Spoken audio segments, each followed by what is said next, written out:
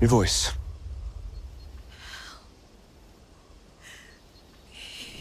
Netflix's new thriller Don't Move is a hit for the streaming service, and here's our recap of the film in 3 minutes or less. Be warned, major spoilers follow. Iris is a young mother grieving the loss of her son, who died after falling off of a cliff at a Northern California state park with his parents. She travels back to the spot where he died, where she has left a memorial. She considers going over the edge as well, but instead meets a man named Richard, who talks her back from the cliff.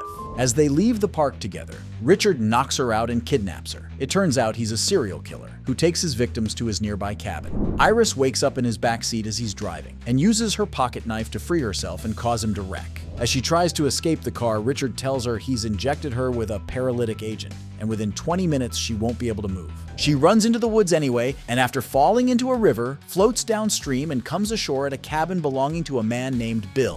When Bill finds her, she can no longer move nor speak. He takes her inside his cabin, but Richard shows up pretending to be her husband. Bill immediately suspects something is wrong. The two get into a fight, and Richard kills Bill, but not before he calls 911. Richard sets fire to the cabin and escapes with Iris in Bill's truck. Little by little, Iris's movement starts to return as the paralytic agent wears off. Richard gets a call from his wife and daughter who want to come meet him at the cabin, unaware of what he is doing. Iris tries to reason with Richard to no avail. When Richard tries to retrieve his wrecked car, a police officer pulls up to assist. After Iris tries to warn him, Richard attacks and kills the officer. Knowing his family is coming up to his cabin for the weekend, his plan to torture and kill Iris has to be cut short. He takes her to a river and puts her in a rowboat, with plans to tie her to a cinder block and drown her. Iris has regained enough movement to grab his knife and stab him, stunning him long enough to grab his gun and fire off several rounds. He falls into the river, but Iris has also shot a bullet into the boat, and it sinks. She manages to swim to shore where she sees a dying Richard.